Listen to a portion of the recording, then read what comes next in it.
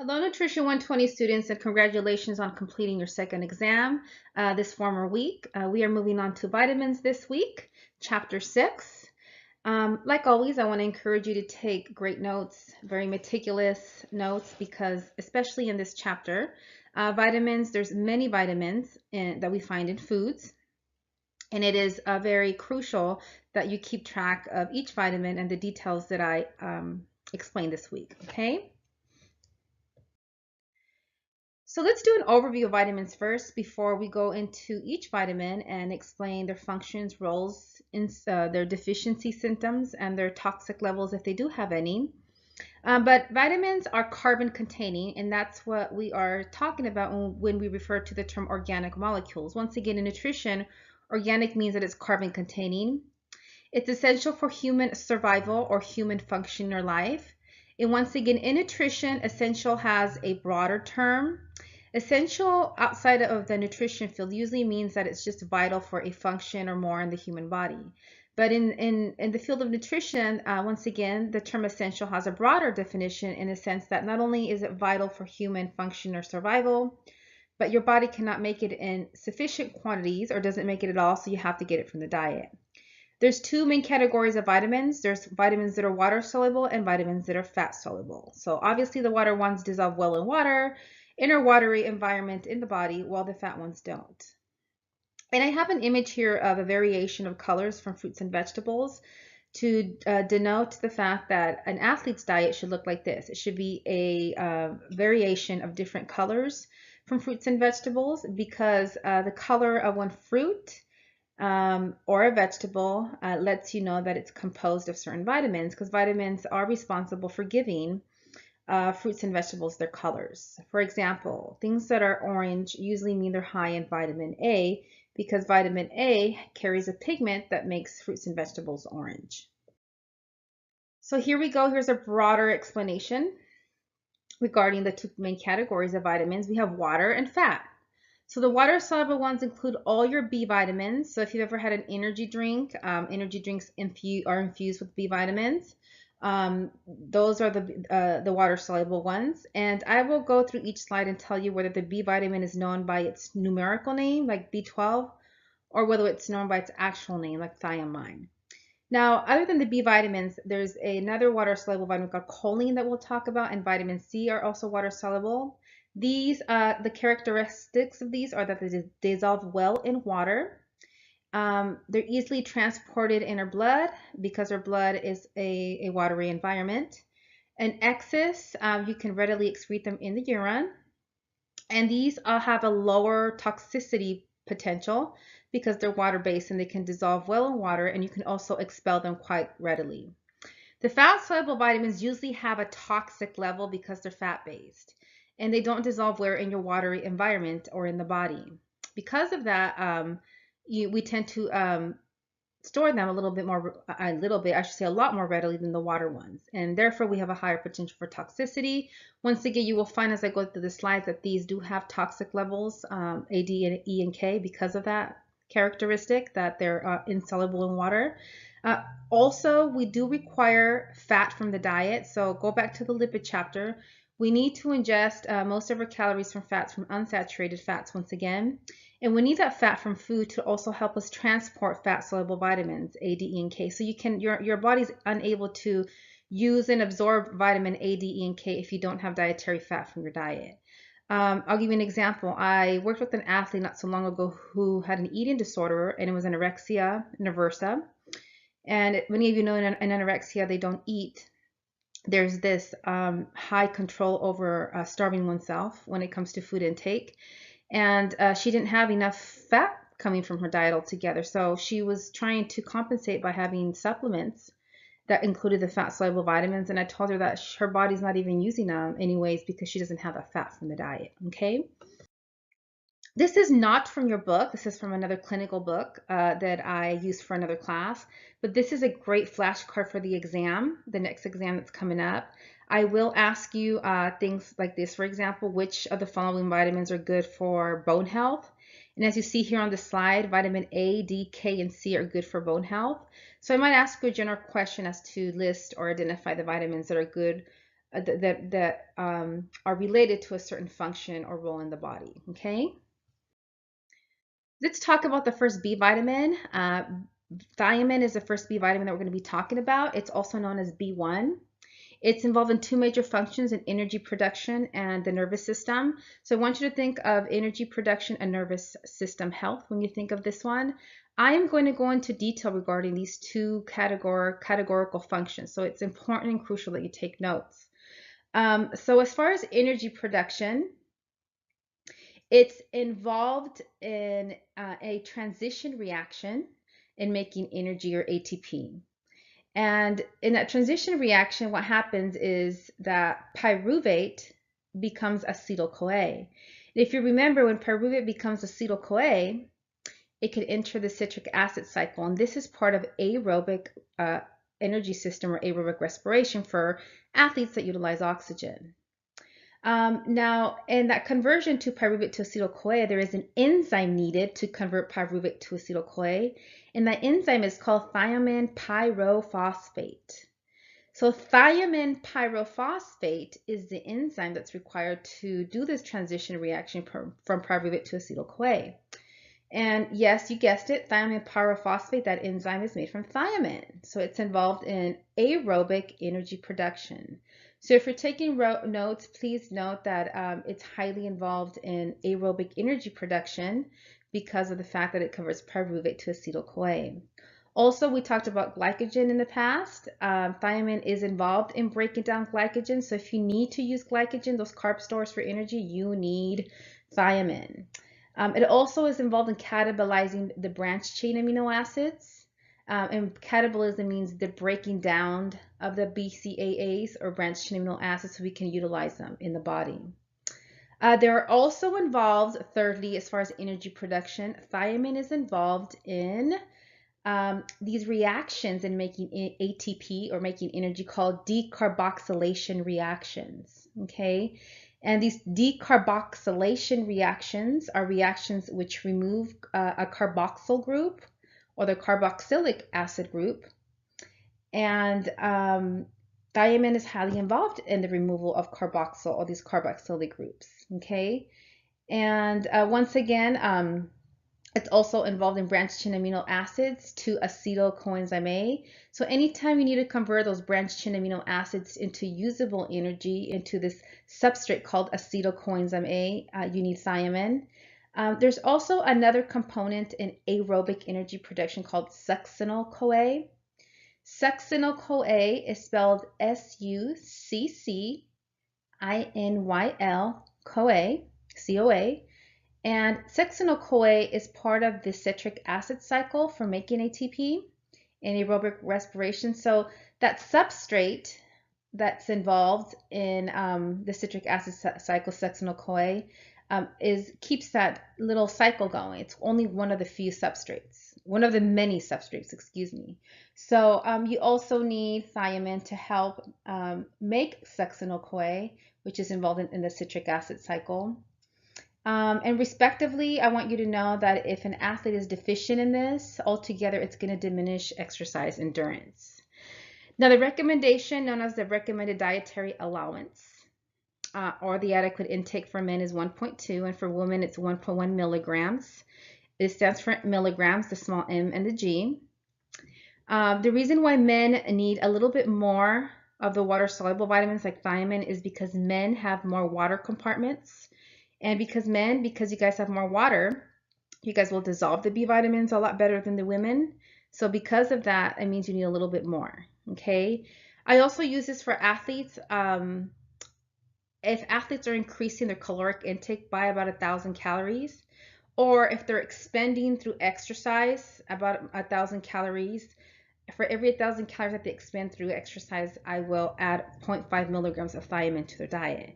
And it makes sense because if they're expending energy, they'll be expending some of that as carbohydrates, and you need thiamine to break the glycogen down. Okay. Before we go on to this, I want you to also note what thiamine is high in, the foods that are. If you take a look at the little chart that's in your book, or the chart that was in the previous slide, it talks about many thiamine resources, such as whole grains, Okay, whole grains have the B vitamins naturally. Also, beans contain thiamine. Meat contains thiamine as well, and also seafood like oysters. So take a look at your book and take a look at the chart in the previous slide. Now, I wanted to remind you that this is a whole grain seed. So I want you to pretend that we are farmers and we have a wheat farm, and we took the wheat and we extracted a little whole grain seed. If you take a look here, there's three components of a whole grain seed. We have the endosperm, which is the white starchy carbohydrate part. We have the little germ in the middle, like a core, which has the B vitamins and vitamin E. Then we have that husk or that bran, which is where all the fiber is. Now, when we mill a whole grain to make white grains in the US, what we do is we remove the germ and the bran, and we learned about that in the carbohydrate chapter. So if you're an athlete in here and you buy white grains, which don't have the germ or the bran, it's good to include enriched white grains instead, if you have to do white grains, because they have some of the B vitamins added back to it. Okay, you probably be missing some of the fiber still, but at least you're getting some of the B vitamins. But this is also to highlight the whole grains contain that wheat in the germ, and therefore will contain the B vitamins naturally. So thiamine, signs of deficiency, you can get headaches, confusion, muscle pain and weakness, fatigue, which is basically feeling very tired. And then in severe cases, which is not seen in the US, it's very rare, or we don't even have cases in the US, it's called beriberi. Beriberi in Sri Lanka means I can't. And thiamine deficiencies happen more in Asian countries that are more impoverished. And that's because a lot of the times white rice is a staple in their food.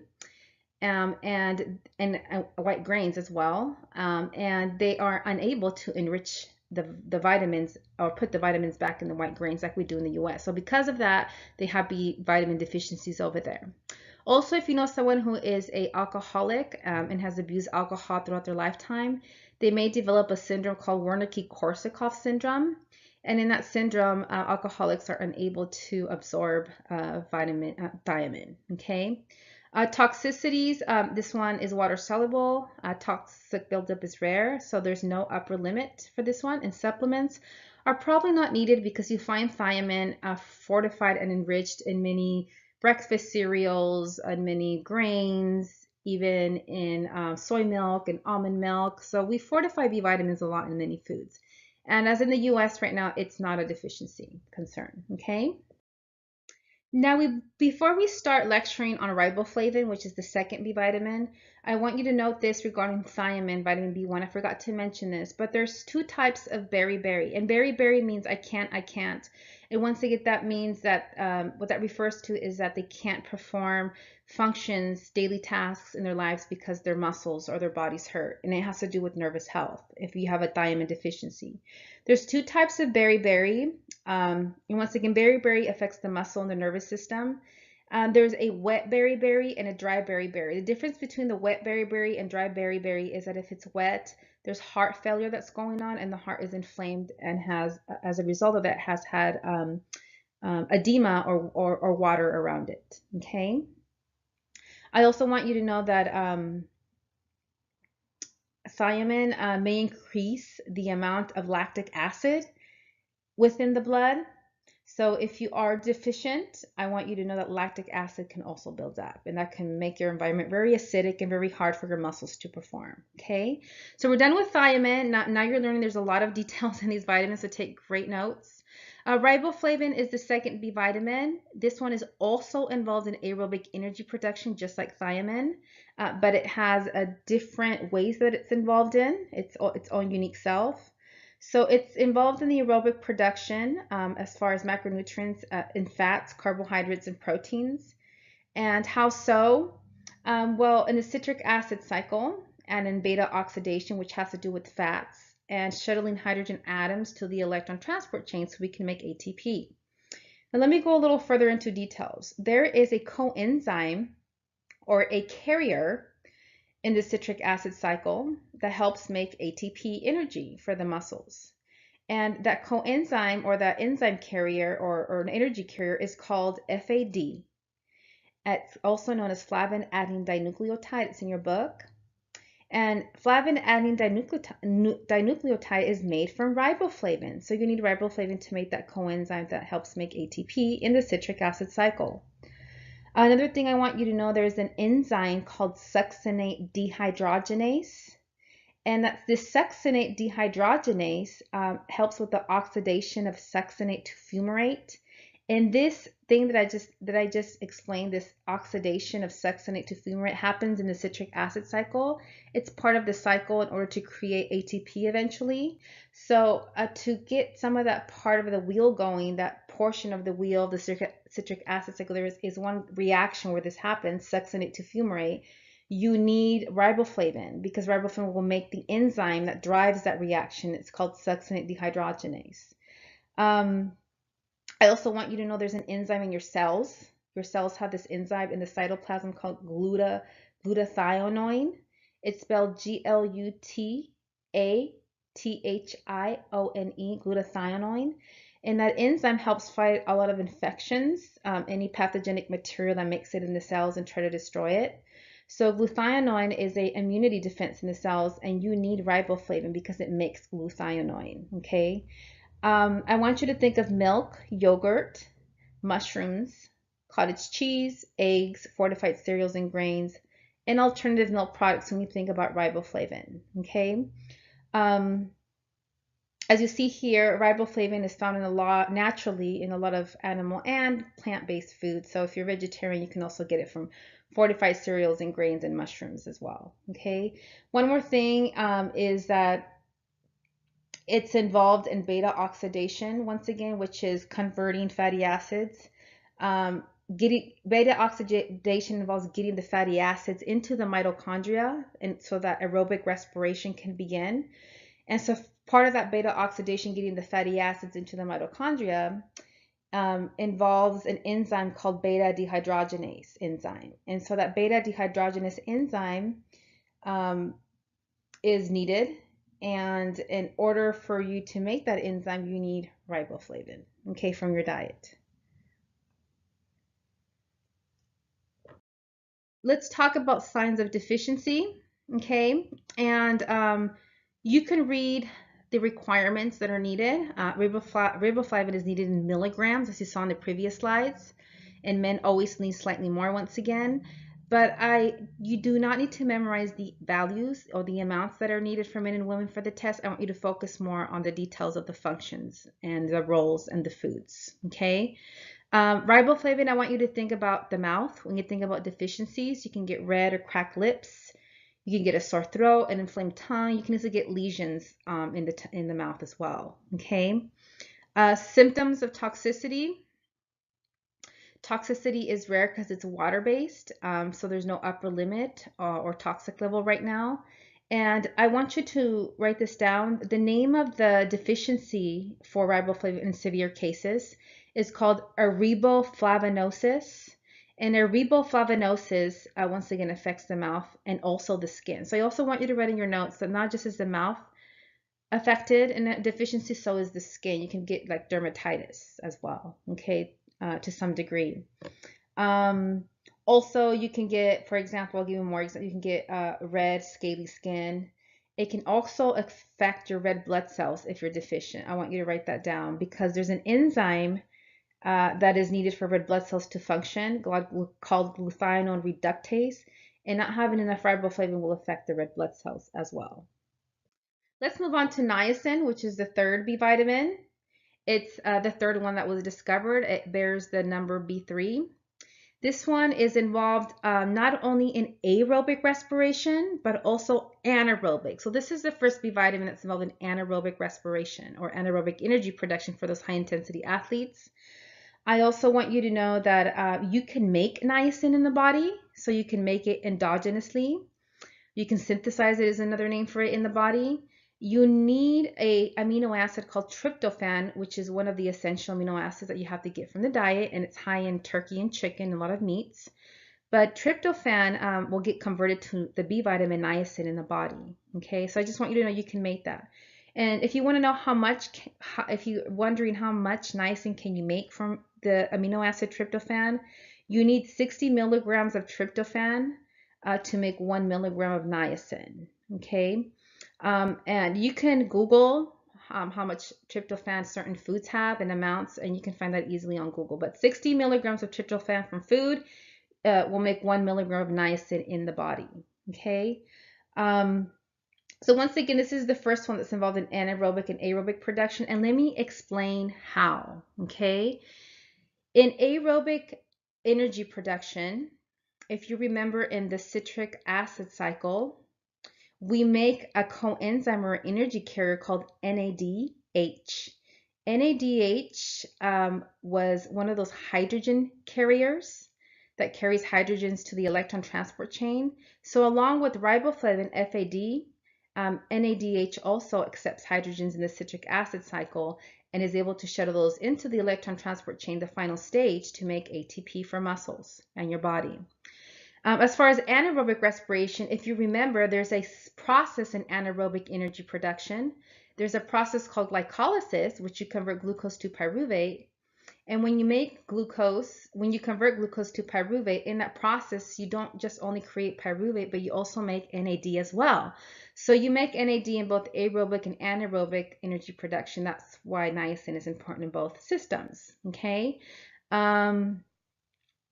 If you want to look at your book, you can, NADH stands for nicotinamide adenine dinucleotide, but you can also refer to as NAD.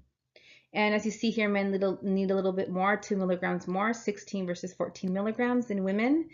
And when you think of niacin, I want you to think cereals, I want you to think seafood, I want you to think beef, poultry or chicken, liver, and mushrooms. Okay, and there's a lot of other things too, like peanut butter, oatmeal, other grains, tomato paste, if you look at this chart that I have here for you. One last thing, niacin is also responsible for helping make steroid hormones. So it helps make some of those steroidal hormones like testosterone and estrogen. So deficiencies, I want you to think about the skin, especially for this one. Riboflavin also affects the skin, but particularly niacin does more to a higher extent. So I want you to think of skin rashes. It can also affect your mental. I want you to think muscle weakness, fatigueness, and then the name of the severe deficiency in niacin is called pellagra. And pellagra actually also has something that we call the 3Ds, and it refers to dermatitis, dementia, and death. So pellagra in severe cases can also not only cause skin rashes, but it can be a contributor to dementia, shown in some studies, and also death eventually if it's very severe, but this is not common in the US. However, there are a lot of studies. If you know someone with a certain type of dementia, which is disorders of the brain, like Alzheimer's is a type of dementia, for example. If you know someone in your family or you're curious about that field of study, there's a lot of studies being done with B vitamins and dementias to see if it can improve health or manage, or is it good for management, okay? Or if there's some kind of correlation as to why dementias are developed, they're finding that maybe it could be due to some sort of role that B vitamin has throughout the lifetime. Symptoms of toxicity, niacin is one of the few B vitamins that has a toxicity level because it's been reported to cause side effects. The upper limit is 35 milligrams, so you should not go over 35 milligrams a day in order to decrease the symptoms. You can develop itchy rashes, headaches and nausea, liver complications, something called a niacin flush. Also, did you know that too much niacin has also been shown to impede or block free fatty acids from your adipose tissue, so that you really can't access that as energy stores. And also it has you rely more on carbs. Okay, so it affects fat metabolism as well. I had a niacin flush before and it's not good. Okay, I had it from an energy drink that I had when I was like 18 or 19 years old. It was like years ago. But when I had that niacin flush, it was really horrible. It happened so sudden, but it felt like an allergic reaction. My skin got extremely red. I looked like a crab and I started feeling itchy and it was a little painful. But if that happens to you, if you have a niacin flush, just drink Benadryl. Talk to your nurse online. And usually with Benadryl, it'll subside after 2 or 3 hours, depending on how much you had. But it feels very much like a very itchy, bad sunburn if you ever have a niacin flush. Okay, supplements aren't really needed. We have plenty of B vitamins in a lot of our food that we fortify. Okay, so this next B vitamin is known by its number, B6. Now B6 comes in many paradox forms. If you read your book, it lists all the paradox forms. The form that I want you to know for your exam is the paradoxal phosphate form. The reason for that is because that's the bioactive form of B6 in order for it to have its effects on your body. B6 is involved in glycogen metabolism. So once again, along with thiamine, if you're taking notes, you're going to find that a lot of vitamins are very similar in roles and functions. So B6 and thiamine are important for the breaking down of glycogen. Transamination, which is the making of proteins that involves this transferring of that nitrogen group, the NH2. It's also involved in neural function in the nervous system, and it's also involved in converting tryptophan to niacin. So it actually makes the enzyme that you need to convert tryptophan to niacin. And homocysteine is I like to refer to it as a bad protein in the body, but we make homocysteine when we break down protein in the body. It's a byproduct. And homocysteine, if you have high levels of that in your body, it is a good biomarker for heart disease. So people with heart conditions, research has shown over the few decades of research that if you have heart disease or some sort of heart disease risk, you have high homocysteine in your blood. So homocysteine is a biomarker in the blood that also contributes to heart disease. So B6, what it does, it decreases homocysteine in the body. And how so? It converts homocysteine to a good protein called cysteine. So cysteine is actually one of those 20 amino acids that you need for bodily functions. So B6 decreases heart risk or heart disease by converting homocysteine to cysteine. Okay. Some patients that have heart conditions, sometimes they will be giving B vitamin supplementations with the doctor's direction. And then men and women need 1.3 milligrams. The reason for that, because B6 tends to be one of those B vitamins in the body that your body can store pretty well compared to the other ones that we just discussed. Okay. Let's see. B6, other things that it does is it synthesizes amino acids endogenously.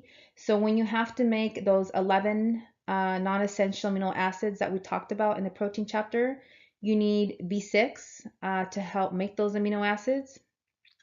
B6 also makes hemoglobin in the blood and white blood cell production.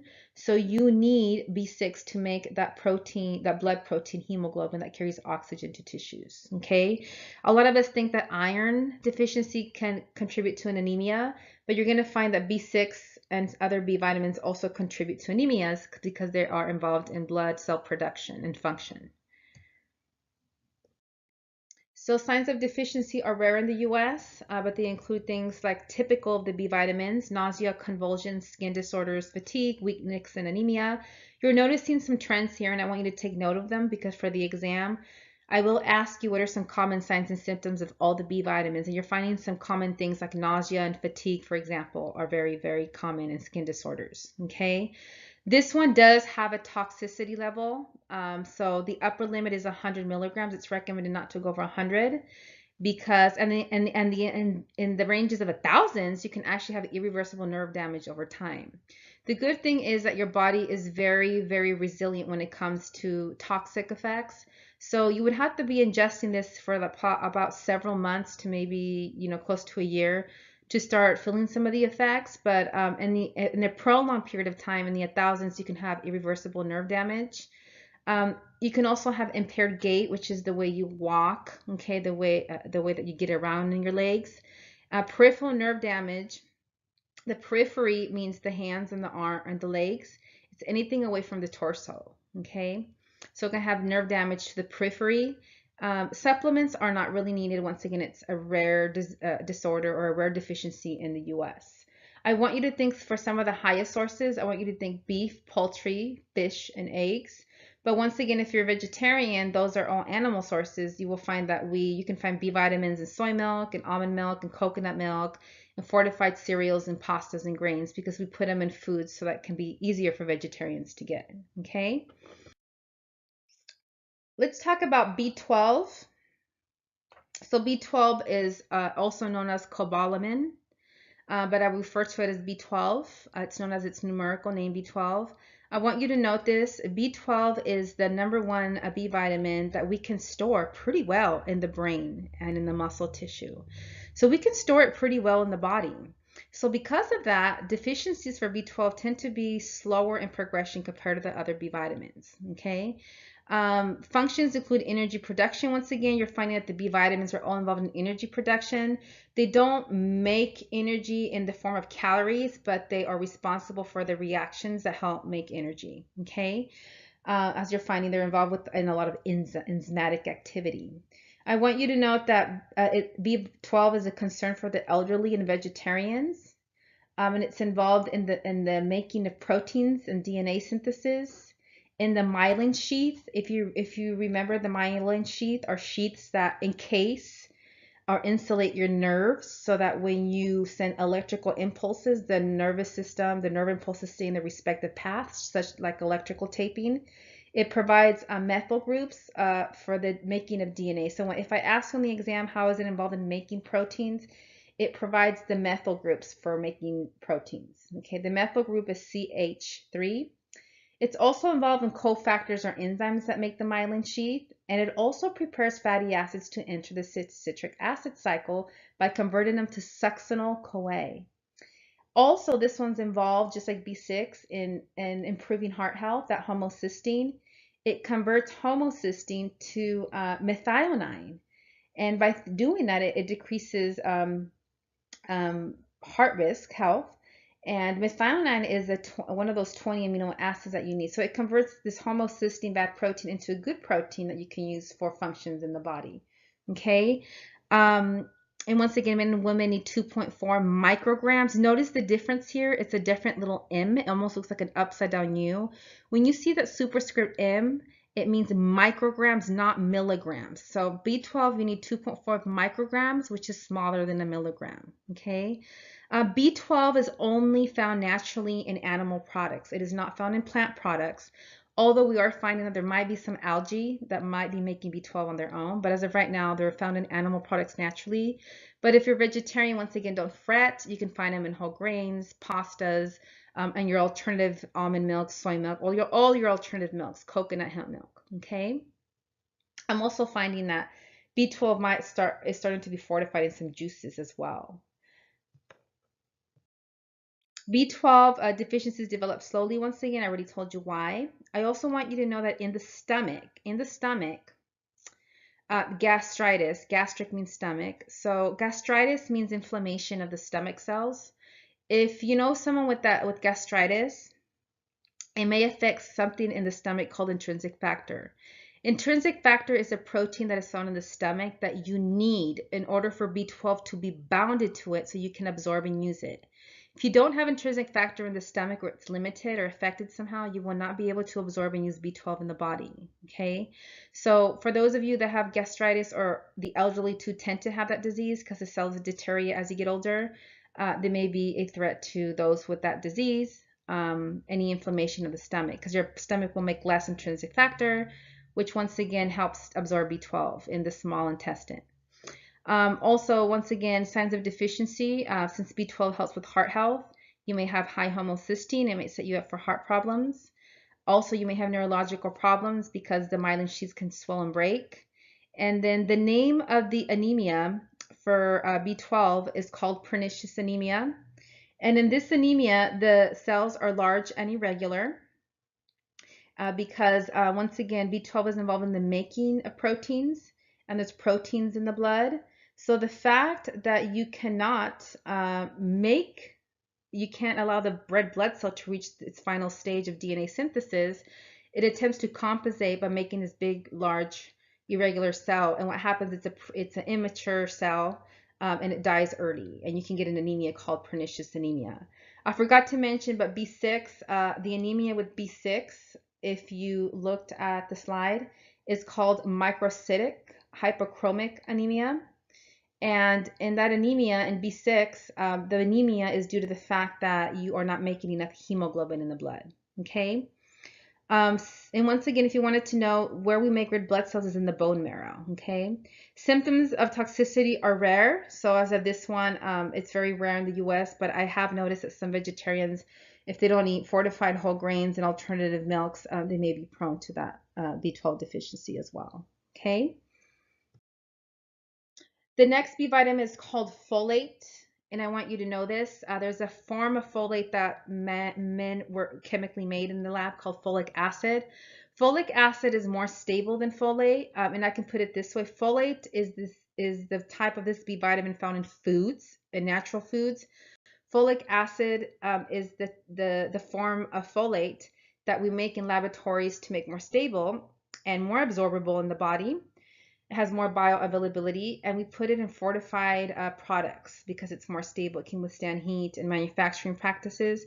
And also, if you buy supplements, folate will be in the form of folic acid, okay? And it has a higher absorption rate, once again, in the folic acid form. Functions, it's involved just like B12. It's involved in the DNA making of proteins.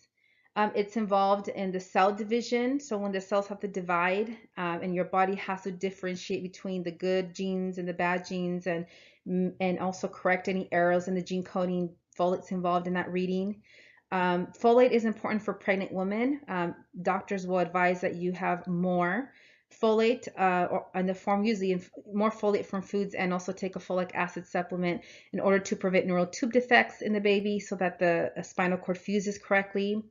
Folate also helps repair tissues, especially those in the lining of the human digestive tract, and also involved in red blood cell maturation, just like B12, once again, because of that DNA synthesis. The lining of the intestines, you guys, will be affected if you have deficiencies, because folate helps with the making of some of the cells in the intestine. So it might also, you might also get a deficiency that way. Also, it's involved in immunity health, the metabolism of amino acids. So when you're converting amino acids to energy, it's involved in that. And it converts, also folate coenzymes are required for metabolism of several amino acids. And I'll name one: methionine, cysteine, serine, glycine, histidine, just to name a few. And also folate can mask a B12 deficiency. So the fact that it can mask it or hide it, I want you to know that there is going to be an upper limit for folate, okay? I want you to think foliage. When you think of folate, when you think of foods, foliage refers to the greenery of foods. So I want you to think of lentils, I want you to think of spinach, fortified cereals, once again, asparagus, beans, okay, collards as well, and some nuts if you look at your book and in this chart. So let's talk about deficiencies here very quickly. Deficiencies in folate can affect the neural tube of the infant or the baby. So they can be born with some form of condition in which the spinal cord is effused. And such one type of that is cerebral palsy. Macrocytic anemia is the name of the anemia for folate. So, and you can get another anemia being deficient in folate, and that's because there's abnormal red blood cell. And they also have a short lifespan, just like the ones in B12. So you see here, B12 and folate have very similar functions in red blood cells. They're both involved in the making of proteins, including red blood cells. You can get chronic diarrhea and impaired immune function as well, once again, because it's involved in intestinal health, the cells. Symptoms of toxicity are rare, but once again, because it does mask a B12 deficiency, and some physicians probably can't tell whether it's a folate deficiency or B12 deficiency. In order to make that easier in the clinical setting, we need to set a toxicity level. And that is, don't go over 1,000 micrograms a day, because anything in that may mask that B12 deficiency. Okay. Now this next slide is regarding the test. You might see questions like this on the test. So I might ask you, which one of the following meal plans or foods would you choose? A, B, C, or D, or A, B, or C? So a client wants to increase their folate intake. Which dish would you recommend for them that is high in folate? In this case, it would be C, spinach salad with black beans would be the answer. So you may see a lot of similar questions like this on the test, okay? So another B vitamin is biotin. It's still part of the B vitamins, or we call it the B complex. As you see here, it functions in making cells in the body, so in developing cells to the full maturation. It's also involved in aerobic energy production of carbs, fats, and proteins, some of the coenzymes needed, or enzymes to drive these reactions to make energy. And it facilitates gluconeogenesis. And if you remember, gluconeogenesis is the academic term given to making glucose from amino acids. Okay, so it's important for endurance activities such as running, cycling, any of those prolonged activities that you may do for more than 30 minutes at a time. And as far as the coenzymes, it's involved in making carboxylase enzymes, spelled CARBOXYLASE, carboxylase enzymes. And these carboxylase enzymes transfer carbon dioxide in reactions. So it's involved in those reactions. And also it helps convert pyruvate to oxaloacetate. And if you remember, pyruvate to oxaloacetate helps with the citric acid cycle. And it's also involved in giving the DNA in the nucleus stability. So it's involved in gene stability. There is no recommended dietary allowance. And there's no recommended dietary allowance based on research. Based on careful observation, we equate an adequate intake for men and women of 30 micrograms. You can get biotin from legumes, cheese, egg yolks, nuts, and leafy greens. Now, signs of deficiency of biotin. Deficiencies are rare. Depression, dermatitis, once again, dermatitis is diseases of the skin, fatigue, nausea, and then we talk about a protein in raw eggs called avidin. There's a protein that is only seen in the egg whites when they're raw called avidin. Avidin is a protein that if you have a lot of that, it will bind to biotin in the body and can make you deficient. So if you have athletes that eat a lot of raw eggs, for instance, I've had some athletes on the paleo diet, and just to give you an example, and sometimes they will eat raw eggs in that diet. And I did have an athlete for a while that she was gaining a lot of weight and her skin was changing a lot and she didn't know why. She was getting really dry, itchy skin.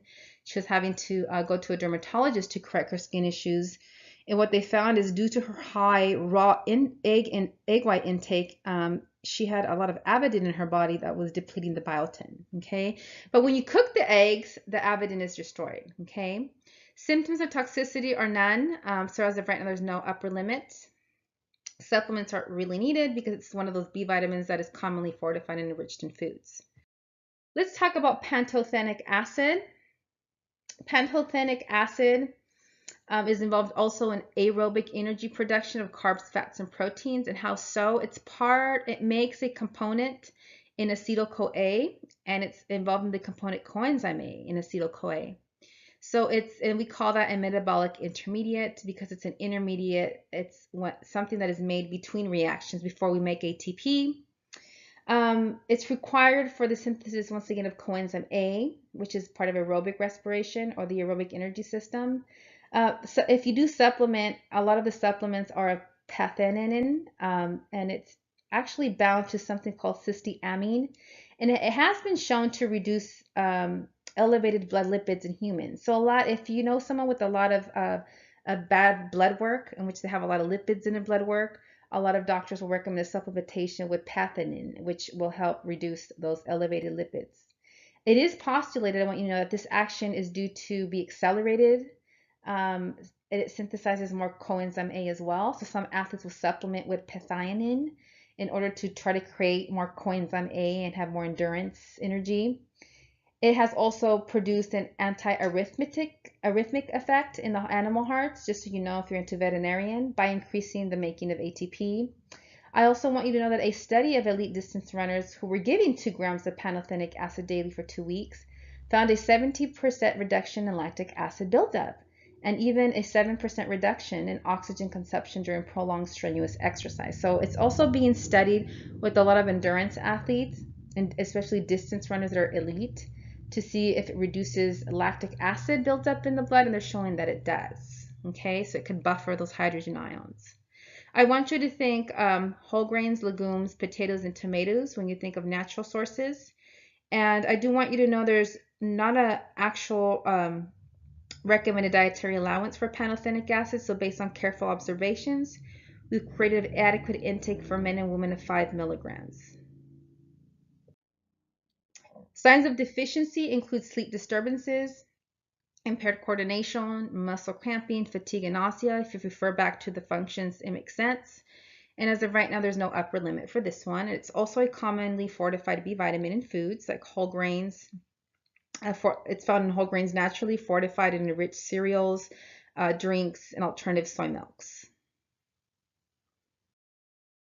Choline is not a B vitamin, but it is a water-soluble vitamin, but it's not part of the B vitamin complex, but it is water-soluble. There is a neurotransmitter that is made in the brain called acetylcholine, and acetylcholine is responsible for contracting muscles. So you need choline from the diet in order to make a neurotransmitter in the brain called acetylcholine. Also, studies are showing that athletes that supplement with acetylcholine may prevent fatigue during exercise. It's also involved in giving the cell membranes their structure.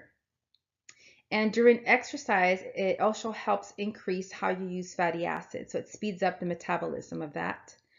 This is one that if you're experimenting with using fats more efficiently during exercise and you're an endurance athlete, you might want to maybe experiment with choline. There's no recommended dietary allowance. We need more research to establish that. So based on careful observation, 550 milligrams for men and 425 milligrams for women. Products that contain choline are egg yolks, liver, nuts, milk products, wheat germ, cauliflower, and soybeans. Okay. Also, I want you to know that decreased fat mass and increase in fat oxidation during exercise might be beneficial. So choline might be beneficial in that sense as well. Let's talk about. So signs of deficiency of choline are rare. I want to focus my attention on the toxicity instead, because I have witnessed this firsthand. But there is an upper limit of 3,500 milligrams a day of choline because a toxicity sign and symptom can be a fishy body odor. And as a result of that is, in humans, I want you to know that we synthesize exclusively a compound called trimethylamine. And trimethylamine, once again, exclusively synthesized by the gut microbiota, the good bacteria in the gut or in the colon, is synthesized or made from nutrients such as choline and carnitine. So having too much choline can also increase the trimethylamine in the gut, and it's that trimethylamine that carries that fishy body odor, okay, chemically. And also diarrhea and low blood pressure as well. Vitamin C is the last water-soluble vitamin that we're going to be speaking about, and I want you to know that it comes in an ascorbic acid or ascorbate form. If you buy supplements in here, it's going to come in the ascorbic acid form. Functions is collagen synthesis and immune function. And we're going to talk about specifically where. It increases the absorption of iron in plant foods. So the name of the iron in plant foods is called non-heme iron. And then if you want to increase the absorption of that iron, you can have vitamin C with your meals. For example, black beans are high in iron. If you have black beans in your salad, you can toss in some oranges to increase the absorption or the bioavailability of iron. Okay. It's also an antioxidant. It's involved in preventing a lot of the free radical stress that is created in lipids, such as low density lipoprotein and high density lipoprotein, HDL and LDL. LDL is your bad cholesterol, HDL is your good cholesterol, so it prevents the oxidation of this by donating electrons to the free radical stress so that they can be stabilized. And you don't want to destroy your good cholesterol because it's important for good function, like removing plaque and other things, and keeping overall good artery health. The recommendation for men is 90, for women it's 75 milligrams. And if you're a smoker, you need to add 35 milligrams more. A little bit more about collagen, you guys. Collagen is the fibrous protein that is found in a lot of connective tissue, and it also helps with wound healing, and it's actually the most abundant protein in the human body. I also want you to know that some results demonstrate that vitamin C inhibits lipid oxidation, and because of that, it helps with your good cholesterol, the HDL, and preserves the antioxidant activity associated with this lipoprotein fraction. And once again, collagen is also a very complex protein molecule. I want you to know that in addition to it being abundant. And about 25 to 35% of the total protein content in our bodies is from collagen. Also, if you want to know, fibroblasts are cells that are responsible for making and producing collagen, and it helps with the fibroblasts as well. And vitamin C also is involved in the production of white blood cells. Vitamin C deficiencies is swollen gums, fatigue, and scurvy. And swollen gums are a form of connective tissue, so you can see also bleeding as well. If you ever heard of the story of limeys, there was a time in history where a lot of men went on these voyages and lived on ships. So they were called the sailors, lived on the ships, and their diet was different from people on the land. So this British researcher found that they had a certain severe condition that they could not pinpoint what it was. Their bodies were hurting. They could not perform laborious tasks. So this British researcher found that by adding limes to the diet, actually cured whatever they had, and it was actually scurvy, which is a vitamin C deficiency, which degenerates the collagen in the body. And that's why they were feeling pain, and they couldn't perform their laborious tasks. Now, vitamin C is relatively non-toxic, but on the other side, on the toxic level, you can create kidney stones from vitamin C.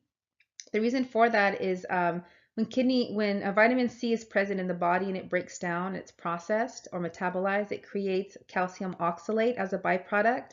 And having too much calcium oxalate, it can be crystallized, the calcium, and it can form kidney stones. Okay. Let's talk about vitamin A. Vitamin A is good for vision, the eyes. It's also good for cell differentiation. We also call that gene expression, which means that your body is able to keep the proper genetic coding when it makes proteins in the body and other cells. And it should be able to differentiate between the bad coding and the good coding and kind of keep everything in sequence so we don't get genetic mutations. It's also good with immune function because vitamin A helps create epithelial cells. And those are those long glandular cells found in your digestive tract, the lining, and the skin cells. So if you don't have enough vitamin A, your skin cells and your your intestinal cells, the epithelial cells, can deteriorate, and that can impede your immune function. I want you to think of orange, red, yellow, and even green to a lesser extent when you think of vitamin A foods, such as spinach is green, carrots, sweet potatoes, mangoes, tomatoes are red. Okay, so orange, red, yellow, and green vegetables and fruits. Men and women need slightly different. I think you're noticing here that it looks like women need less of these fat-soluble vitamins. And that is because women, we tend to have more fat in our bodies. So we can store fat-soluble vitamins like vitamin A more readily than men. So we need less because it can be more toxic to us. Vitamin A deficiencies are rare, but the first sign is night blindness. Now, before I go on further, I want you to know this. Vitamin A is important in health of the eyes because it creates the pigments responsible for helping us see. There's a pigment in the eye called iodopsin. It's spelled iodopsin. And there's another pigment in the eye called rhodopsin, rhodopsin. Now, iodopsin, the first one, is responsible for helping us see color or things at high intensity, lights that are at high intensity. And rhodopsin helps you see those black and white images at lower intensity of light. So the first sign is night blindness, where you can't really see at nighttime. You can't see the fixtures at nighttime. It looks like a blackout. Also, hyperkeratosis is a condition of the skin with fluoride deficiency. Another protein in the body is keratin. I believe it's the second most abundant protein, keratin. And one location of the human body is the skin cells. And when you cannot produce enough keratin because you have a deficiency of vitamin A, what happens is your body attempts to compensate by making a lot of keratin in the skin. And as a result, what happens is the skin follicles get affected. And sometimes you get blockages of the hair follicles and you get little scales or lesions. And sometimes they can bleed a little bit as well. It looks like little pricks of blood. Symptoms of toxicity is vomiting and fatigue, and it can affect your vision, make it blurry, and it can affect your liver. And that is because we store the fat-soluble vitamins in our liver. So if you have too much of it, it can also affect the liver as well. And if you eat liver products like liver chicken, liver from any animal, it's going to be rich in fat-soluble vitamins because they store it there as well. The upper limit is 3,000 micrograms of retinol active equivalent. And that's a form of vitamin A. It comes in many retinoid forms, but if you eat it in that retinoid form, that form is usually seen in supplements. So we see a lot of the fat-soluble vitamins, the overdosing, the toxicity levels more in athletes, like in this class that tend to supplement a lot, okay? Are supplements needed? Not necessarily. I do want to say as Americans, we can be sometimes a little low on vitamin A. That's why it's being recommended on food labels now. So maybe caution athletes if they're not getting a variety of orange, red, yellow, and green fruits and vegetables, or not varying it. Maybe consider they vary their colors. So let's talk about carotenoids. So carotenoids belong to a overarching term called phytochemicals. Let's start with phytochemicals first. I'm going to talk about those more later. Phytochemicals are chemicals found in plants, and a type of phytochemical is a carotenoid or carotenoid. Now, some carotenoids are provitamin, meaning that some carotenoids are stored in food in the inactive form of a certain vitamin, and then when you eat it, it gets converted to the active form. And once again, they're compounds found in plants. They're not considered vitamins, but they can become vitamins once they're eaten. Some of them can, not all of them. One example of a carotenoid that can become a vitamin is beta-carotene. Beta-carotene is a form of vitamin A found in foods that is inactive. And then when you eat it, it's pro-vitamin A, so it will become vitamin A in the body. There's also carotenoids. There's some that are called the non-provitamin A carotenoid form as well. Functions are that they're antioxidants. They fight against oxidative stress that creates free radicals, those unstable molecules that have unpaired electrons, and they also help with immune function. And some carotenoids also help with diseases. They help fight certain diseases and conditions. There's no particular RDA or adequate intake for carotenoids, but there's some recommendations that are pretty vague that are starting to be established. Okay. Carotenoids, I might ask you on the test, how may an athlete increase their carotenoid intake?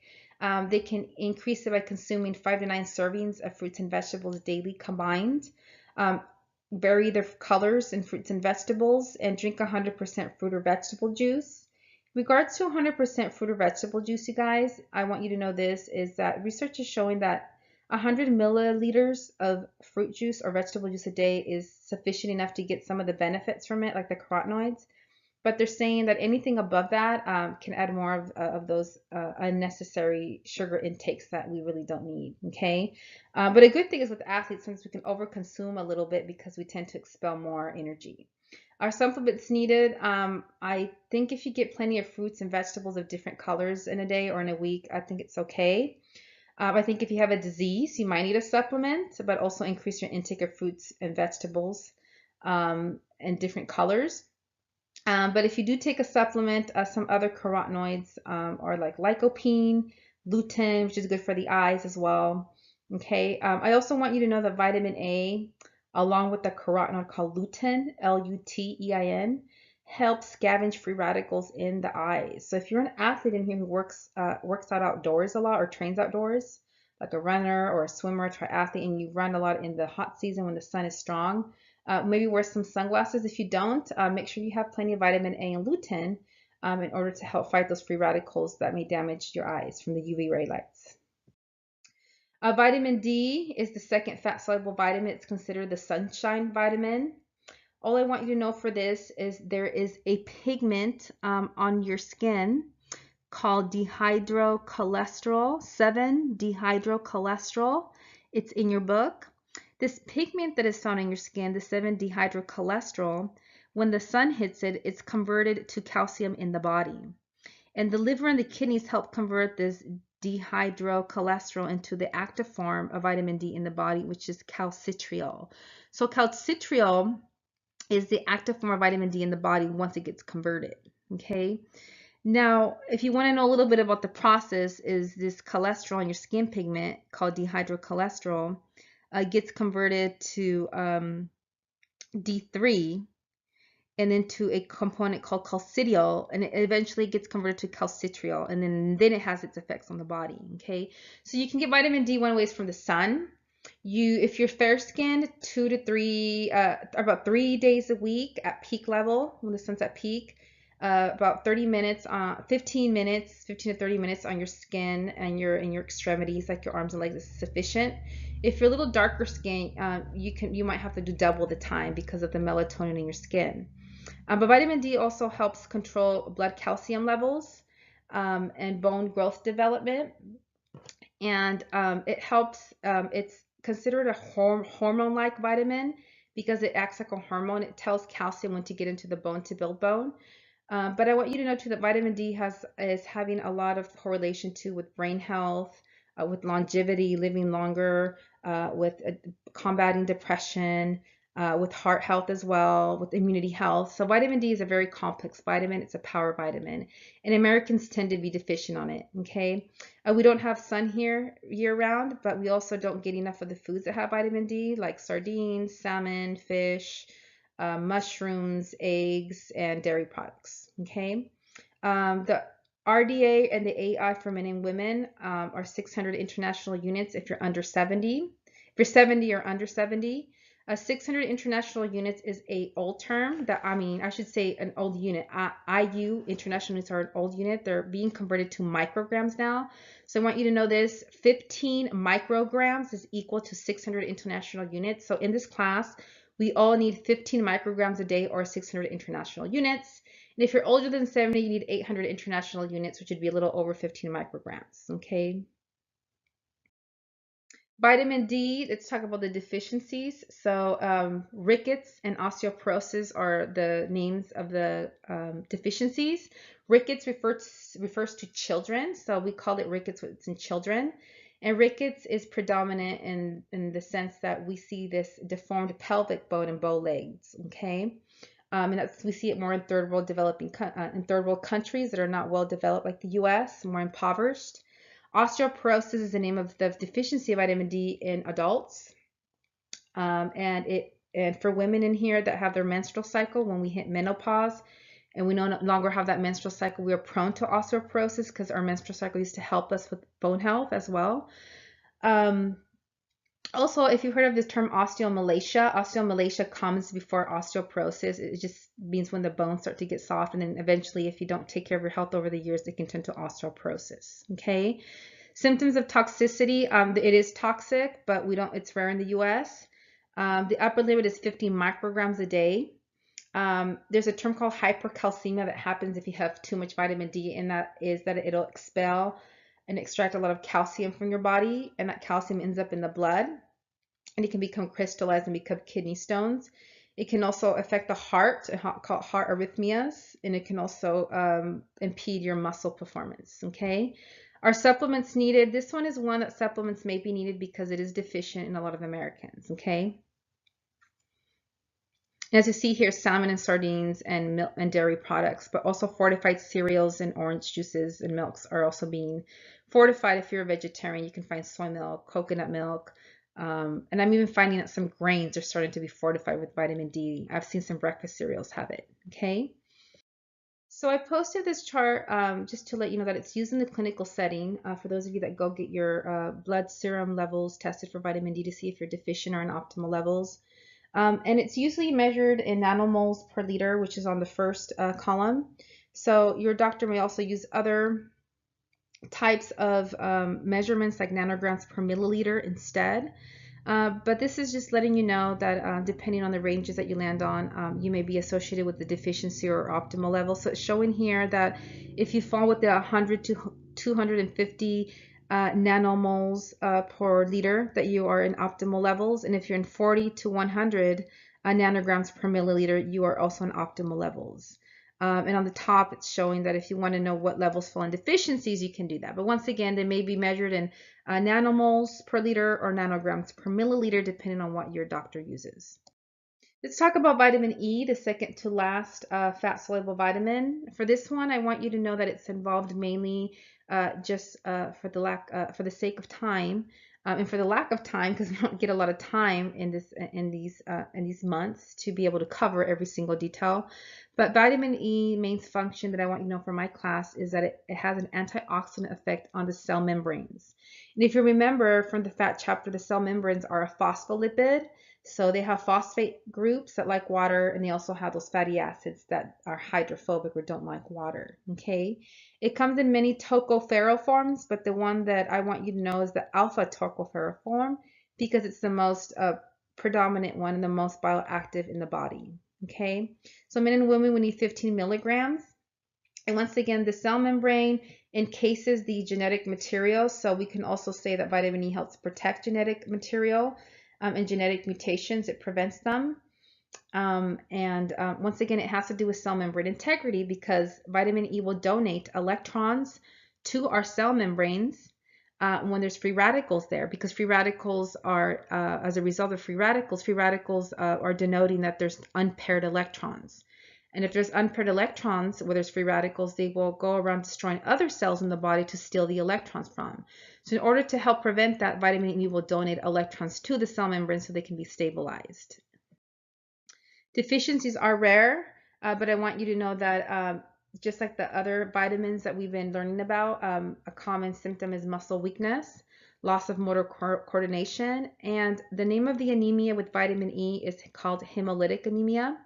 In hemolytic anemia, the red blood cells are destroyed as a result of the cell membranes of the red blood cells being destroyed, okay, if you're deficient. So you just don't have enough vitamin E to help stabilize the cell membranes from oxidation. We also call it lipid peroxidation. It's the term that is given when lipids go under free radical stress and they have unpaired electrons. So it can also say that vitamin E helps counteract lipid peroxidation, that destruction of the phospholipid bilayer in regards to oxidative stress. Signs of toxicity, vitamin E, it can be toxic in the sense that it can impede the ability of vitamin K to do its job. Now, vitamin K is the next one, clots your blood. It's one of its functions. It has those clotting factors in the blood, the fibers, those fibers responsible for blood clotting. And vitamin E, too much can impede the function of vitamin K and therefore cause easy bruising and easy bleeding. Not good for those impact athletes like rugby players, football players, and fighters, okay? And actually everyone in general. We need blood clotting factors to help with wounds, to help with normal blood viscosity. So your blood has to be a certain thickness to operate well as well in your arteries and your blood vessels and capillaries. So the upper limit is 1,000 milligrams. And I find with this one, supplements aren't really needed. You can get plenty of vitamin E in plant oils and nuts, and even some dark leafy greens have a little bit of vitamin E. So if you're not using plant oils or eating plenty of nuts or incorporating some greens in your diet, you might be deficient. But I do find that this might be one that you want to watch out for a little bit because we tend to run on the borderline sometimes with athletes in my profession. I've seen this as a result. Vitamin K is the last fat-soluble vitamin. This one's responsible for two main things, two main functions in the human body, the blood clotting factors and the bone mineralization. So this one's also involved with making bone. Now, this one belongs to a lot of the quinoine, a group of compounds called the quinoines. Now, if you've heard of metaquinoine or phytoquinoine, metaquinoine is the form of vitamin K in animal foods, and phytoquinoine is the form of vitamin K in plant foods, okay? And this one's a little different, that the plant form of vitamin K, like in dark leafy greens and greens, like asparagus and broccoli and Brussels sprouts, is actually more bioavailable or more absorbable by the human body than the animal form, okay? Now, in bone mineralization, vitamin K is involved in getting rid of the worn out bone cells or the osteocells and forming new ones as a result. Your body has to have this ability to get rid and recycle the old worn out bone cells and create new ones. And then it lays out this nice matrix. So the way this happens is vitamin K is involved in destroying the osteoclasts with the C, those are the worn out bone cells. They're called osteoclasts. It destroys those or recycles them and gets rid of them and then replenishes them with osteoblasts and makes new bone cells. So the new bone cells are called osteoblasts. And your body has to have this ability to do that, to lay out a nice dense matrix, and vitamin K is involved in that, okay? I want you to think greens when you think of vitamin K, but you can also think of the dark purples like blueberries, blackberries, and prunes. And the adequate intake is 120 micrograms for men and 90 micrograms for women. Once again, in women, we need less because we have more fat in our diet. I mean, we have more fat in our body composition, excuse me. Our body composition is made up of more fat percentage-wise, so that means we can store these more readily and they can be more toxic, so we need less of them, okay? Signs of deficiency, impaired blood clotting. So along with, you can either get impaired blood clotting and excessive bleeding through having too much vitamin E or to having too little vitamin K. Symptoms of toxicity are none as of right now, so there's no upper limit. Let's take a look at the cell membrane to expand more on vitamin E. So what it shows here is a nice cell membrane. So it's a phospholipid bilayer once again. It has the phosphate heads, the little blue heads that face the watery environment. They're hydrophilic, they like water. Then you have the little yellow tails, the fatty acids in the phospholipid, but don't like water and they hide. But they form a nice rigid structure in the cell. It's showing here that due to lipid peroxidation, oxidative stress, you can create free radicals here with the presence of oxygen. And these free radicals may destroy the cell membrane because free radicals are unstable molecules that have unpaired electrons. And vitamin E is this philanthropist or this consultant, if you want to say it, that donates that donates electrons from its chemistry composition to stabilize everything so that it doesn't have to destroy the cell membrane or other cells in the body.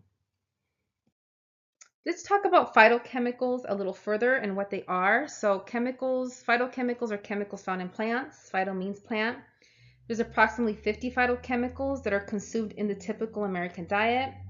I want you to know phytochemicals have a high association with decreasing the risks of cardiovascular diseases and cancers and other diseases as well. We're finding now like dementias too. Common sources are fruits, vegetables, and grains because they're plant-based. So previously we talked about carotenoids, which are a type of phytochemical, but let's talk about more types of phytochemicals. Phenolic compounds are another type of phytochemicals, and they're found in grapes and tea. And we also say that they're found in wine. So if you especially red wine, so a lot of your dark grapes tend to have these phenolic compounds, and some names of these phenolic compounds are flavonoids, and phenolic acids are the phenolic compounds that found in wines and grapes and teas. They have antioxidant properties that help fight free radical damage against cardiovascular diseases, which are diseases of the heart. So these are good for cardiovascular disease. Other things about phenolic compounds is it's particularly good at cardiovascular diseases, but we're also finding that they might help fight other risks of diseases as well. So once again, we spoke of carotenoids, which are one type of phytochemical, but I want to talk about more phytochemicals. And once again, phytochemicals refer to a classification of chemicals in plants that fight diseases. And they go above and beyond just merely giving you energy and dealing with basic human functions. They go above that in regards to they're linked to a disease, fighting factor in the body. There's another type of phytochemical other than carotenoids. There's another one called organosulfides, and they're also a group of phytochemical. Let me give you a little bit more thorough information. So there's a group of vegetables referred to as the cruciferous vegetables that contain a variety of these organosulfide compounds. And types of organosulfides are glucosinolates, indoles, and isothiocyanates that you see here on the slide. And they are connected more to being anti-cancerous. So they fight certain cancers in the body. You can also get organosulfides not just from cruciferous vegetables like broccoli or cauliflower or Brussels sprouts, but you can also get them from garlic, onions, leeks, chives, and shallots. And they also contain a compound called allyl, A-L-L-Y-L, and they also help fight cancers. And I want you to know that even though these foods offer many possible health benefits, they can also reduce blood cholesterol and cancer risk as well. They also protect against cancers of the gut, the gastrointestinal tract as well. Now, for athletes, I want you to know that the cruciferous vegetables that I just explained, they're called cruciferous because they have this crucification or crisscross-like pattern in their foliage when they're growing. They're very pungent and also, so some people are just a little, warning that some people, their factory cells, sometimes they're sensitive to smells. But other than that, the olfactory cells, and they can be pungent, they have potential health benefits. Okay, that's a good thing. But I also wanted to denote that they have this high gas producing thing about them. Remember, they have organosulfides can also produce a lot of gas and ferment in the colon. So they should be avoided before workouts. best practice is to consume these vegetables after workouts or competitions, so to avoid the uncomfortable gas production, but also reap the health benefits. Okay. So the next type of phytochemical that we're talking about is lycopene. And a little background about lycopene, it's one of the most well-studied carotenoids. So it is a type of carotenoid, and it gives the color to tomatoes and watermelon, that nice red pink color. But it is widely recognized by the public. There is a strong correlation between lycopene and lycopene intake and the fight against prostate cancer risk. So it's good to fight against prostate cancer risk. So it's good for prostate health. And tomato products such as ketchup, tomato paste and sauces, canned tomatoes, pizza sauce, enchilada sauce, picante sauce, and salsas are good sources of lycopene. Fresh tomatoes appear to have less bioavailable lycopene than processed tomatoes. So releasing lycopene from tomato products, from tomatoes is once you process it or cook it, the lycopene is more activated and more bioavailable. Absorption of lycopene is greater also with the simultaneous intake of fat. So that's, if you want to get more bioavailable, maybe eat it with fat, healthy fats. And some studies are showing that it may help also for active individuals, like athletes. It may protect against exercise-induced asthma and oxidative stress as well, and ultraviolet sunlight stress. Okay, it's also found in watermelon and red bell peppers, and it has antioxidant and anti-cancer agents. Tips for phytochemical intake. So I might ask on the exam, how may an athlete increase their intake of phytochemicals? They can serve hot or cold green tea with meals. They can keep red or grape grains washed and ready to eat in the refrigerator for quick snacks. They can use tomato sauce as paste and spaghetti sauce as a basis for meals. They can sprinkle nuts and seeds on their salad. They can use garlic or chives or leeks in their cooking, and dressings and marinades and sauces. They can try to utilize soy milk instead of dairy milk on cereal or as a beverage. They can complement meals with 1 or 2 fruits or vegetables. They can use whole grain foods more often than the processed grains, like the white grains. They can try a new grain recipe that uses bulgur, barley, or oats. They can eat fruit for dessert, such as a baked apple, chopped melon, or chilled berries.